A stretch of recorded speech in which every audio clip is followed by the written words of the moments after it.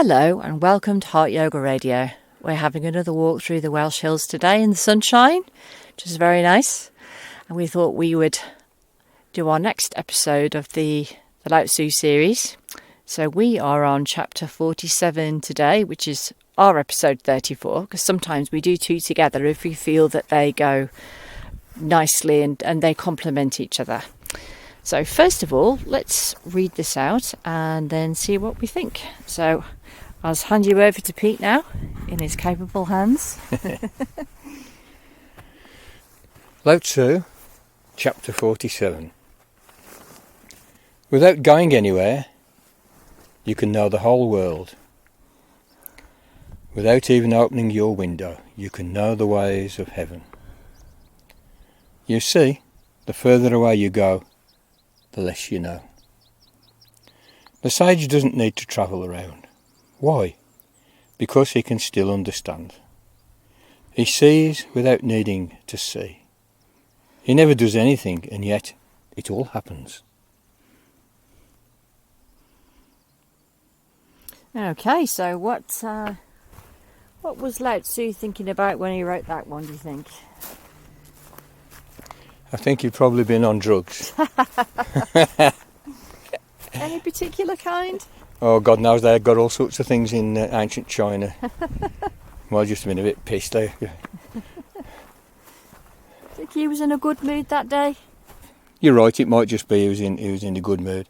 And this is about meditation, rather more than it's about politics. As we've mentioned many times before in this series, Lao Tzu has his own flavour and his own way of being interested in social organisation, what we loosely call politics, but also having an interest in meditation and contemplation. And this is about the latter. This is a focus on the particular style of meditation that Lao Tzu is pretty constantly recommending. He's referring here to the solitary nature of meditation very often. The Taoists were great hermits. They like to go off into the hills and find a little pagoda up a misty mountain and sit there. Oh, that sounds so nice. Yeah, and they also liked. I think a lot of people would listen to that and go, "Oh my God, that's what I want after this horrible year we've all had." That's right, yeah, and of course you've got that in yoga, you know, in the Hatha Yoga Pradipika, and it recommends finding a nice dry hut. Maybe there's going to be a mad rush on Taoism after this pandemic's over. There might be. Yeah, so like the yogis say, go and find a nice dry hut, you know, not too many insects or rats or anything like that, but out of the way, so you can just get into the quiet. And Taoism's got that same thing. It's a big motif. Lao Tzu, Chang Tzu, Li Tzu, is the idea that you seek a little bit of solitude, so that you can let your social self unwind or unravel a little bit to get into your depths, if I might put it like that. You know, and it's a good thing to do. You don't have to do it as a complete way of life. I'm somebody who favours engagement in the world as its own kind of spirituality, if I can use that terrible word.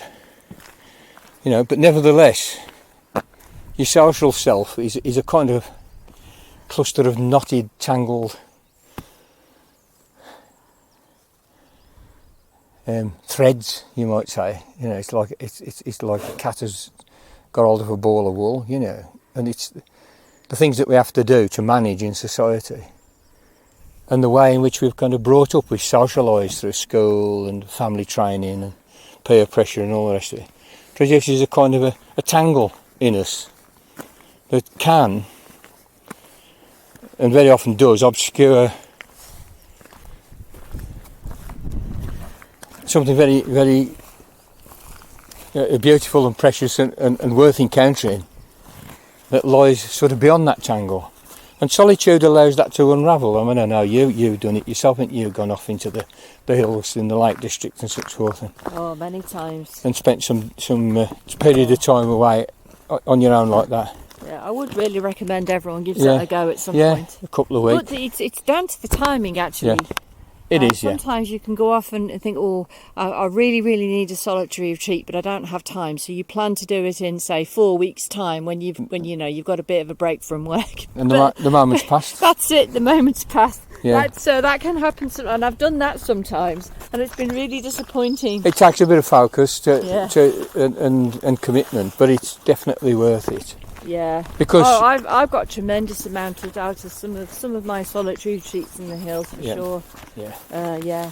Well, this is very much a Taoist thing, and of course in this chapter 47, Lao Tzu is saying that the vision you get is of just a solitary somebody, just sitting in a pagoda up a mountain, a misty mountain, sitting on the veranda and looking out over the valley and at the swirling mist and the trees and the play of the light.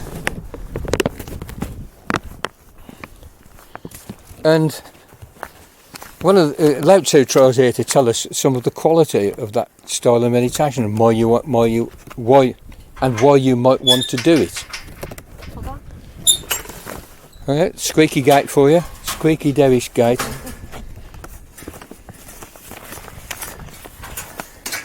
Well, he's basically saying that there's a sort of a kind of knowledge to be gained from this style of meditation, which it entails a bit of solitude, a bit of getting underneath your social self, you might call it, and then just being with whatever unfolds. There's no special techniques of trying to change yourself. I mean, there are styles of Taoist meditation that do that, the alchemical styles, called alchemical Taoism or Shen Taoism, which is rather like Tantra and Western alchemy. It's about improving yourself in some ways, or about manufacturing a new self. Whereas this I know, it's crap. This Taoist, and he got it in yoga, and modern yoga is full of this shit, But Lao Tzu's thing is, it's not a doing, it's an undoing, if anything. And even that might be to say too much, it's a being with what is, but you need a certain sensitivity to encounter the valuable thing that he wants us to encounter, the Tao, right? To encounter this most valuable thing, the Tao, the very core process of existence itself, human and natural and cosmic. You need a sensitivity. And that comes by being quiet and allowing yourself to sensitise. Social life, generally, unless you're very canny and very lucky, desensitises you to all this subtle play. And it's a tragedy. And it's a global tragedy. Because it means we don't think straight either. When we do need to think, and we do need to think as human beings. It's wrong to say, never think, like some people think. We need to. It's a function. And it serves our practical needs, and especially when you've got a high-tech civilization like ours with 7.5 billion people on the planet. Clear and rational thinking is an absolute must, But a precondition for this desirable clarity of thought is an acquaintance with the silence and the dynamism of the Tao. And Lao Tzu is here claiming that it has a knowledge quality to it. One comes away from such a meeting with the Tao with a feeling that you know something. And I kind of think that's right, but it's not knowledge in any sort of empirical sense or any epistemological sense. It's more a feeling of knowing, a feeling of knowing the pattern, the overall pattern, the big picture. It's a very big picture kind of a sensation, but it's a sensation and a feeling. And it gives you a trust in your basic intuitions. And it does prove, if you put this to the test in practical life, you find that it is helpful. It does work some of the time, but it doesn't preclude the necessity of having our more ordinary knowledge and our more ordinary investigative approach to existence and to nature. So, he says, you can know, that's the word there, know, you can know the whole world without even opening your window. So in that quiet solitude of this particular style of letting be meditation, you can have this, you can encounter this knowing. And I say it's more of a sensation than you get, like you're able to write the books. It's like Moses comes down and writes the books, It's not that kind of thing, but it's a feeling of being a part of everything, and a feeling of, because of that participation in everything, and that acquaintance with its very most kind of root, basic, fundamental processes, that you have kind of a grasp of the big picture, you might say, a grasp of the dynamisms and the flows and the turbulence and the patterns of eddy and swirl of existence, just through a kind of direct acquaintance. Now, it's a bit mystical, and as I say, it doesn't preclude all the other stuff, especially in our modern civilization. We definitely need this. We do need this, because politicians are making decisions on the basis of panic. Yeah. Pretty well all the time and everywhere, and the world is right for it to fuck up, and if they kind of quieten down a bit, they'll come on a retreat with us. we'll send them back. Yeah. Better it able. It would be a tall order, but I'm sure they'd benefit from it. Yeah. Well, we'd have to slap them about a bit, unfortunately. Tell them off just a bit there. Yeah. They need telling off, and I don't like doing that, but sometimes you have to. They need a bit of a slap. Stop buying nuclear weapons. The stupidity's bit off the scale. Yeah. But Lao Tzu says, you do nothing and everything gets done, and it's kind of true, because I'll say this again and again: doing nothing is doing something. You do by not doing, and it's basically says, well, yourself will get in the way. Yourself will get in the way. It says that somewhere else. Well, it means this tangled, knotted self of your social existence that you have to. I mean, that's all kind of useful stuff, and it gets you by in life in some ways. But it's not the core of the matter, and to get to the core of the matter, you step away from that. You don't have to destroy it or have a weird ascetic, masochistic relationship to that side of yourself. You just need to give yourself the time and the space to go up the mountain into the pagoda and sit and watch the swirling mist.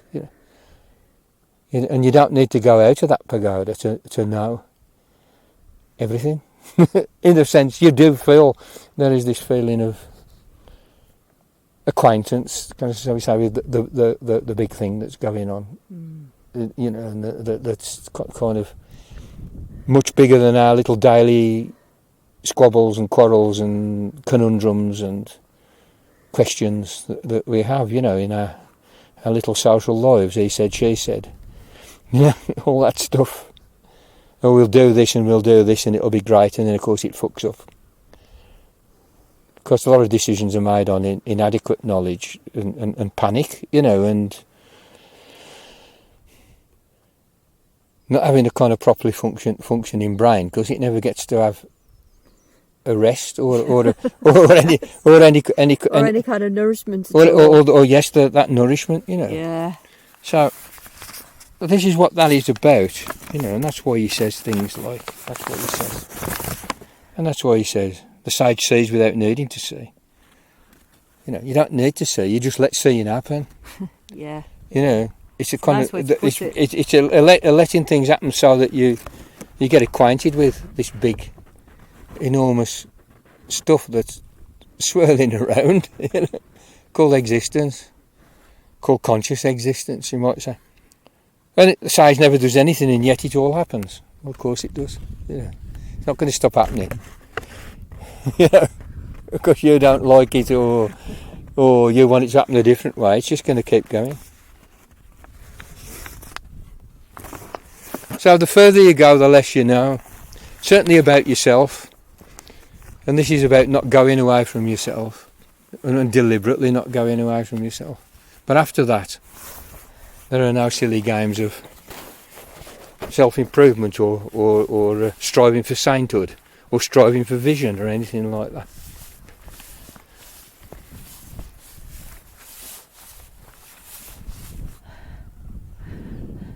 So those are our thoughts of the day. Indeed. I hope you found that interesting, and we will continue on our way down the hill now, back down to the town. Yeah. So I hope you're all okay in these dark and uncertain times. Yeah. And we will speak to you again soon. Wash your hands. Stay cool. Oh yeah, and make knowledge great again.